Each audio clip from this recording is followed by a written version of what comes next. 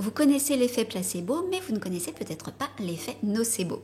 L'effet nocebo, c'est la même chose que le placebo, mais en négatif. C'est-à-dire que le placebo, on vous donne un médicament, il n'y a rien du tout, il n'y a que du sucre dedans, en vous disant que ça va vous faire du bien, et ça vous fait du bien parce que vous pensez que c'est un vrai médicament. Et l'effet nocebo, c'est la même chose, mais en négatif. Donc je vous donne une substance où il n'y a que du sucre dedans, je vous dis que c'est un poison, et ça vous fait du mal.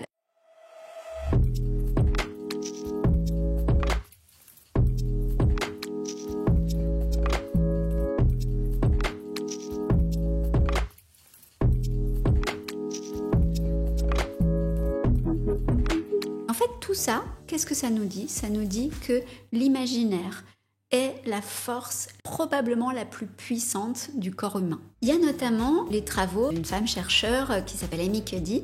Et Amy Cuddy, elle a fait, je vous fais le truc globalement, une étude avec 2 groupes de sujets.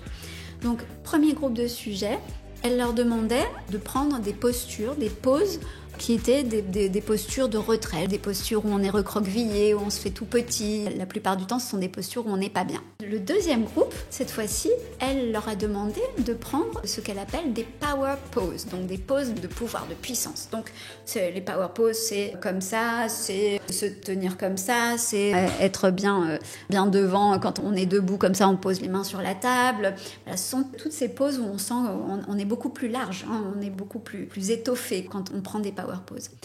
Elle s'est aperçue que le premier groupe avait sécrété en quelques minutes donc du cortisol. Le cortisol, entre autres, c'est l'hormone du stress, ou plutôt du stress négatif. Le deuxième groupe, lui, a vu son taux de cortisol baisser, mais son taux de testostérone, c'est-à-dire l'hormone masculine, l'hormone que les femmes aussi sécrètent, hein, mais l'hormone de justement la puissance, l'envie d'y arriver, la confiance en soi, etc., la rage d'y arriver, qui a grimpé en flèche.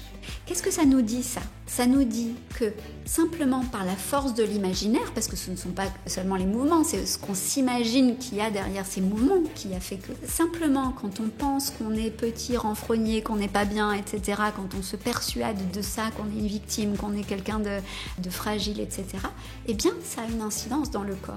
Quand on vous dit souriez pour faire venir la bonne humeur, même au téléphone, eh bien c'est tout à fait juste parce que le corps, la psychosomatique, c'est l'influence, autrefois on disait de la psyché sur le soma, de la tête sur le corps, eh bien cette force-là, elle est surpuissante.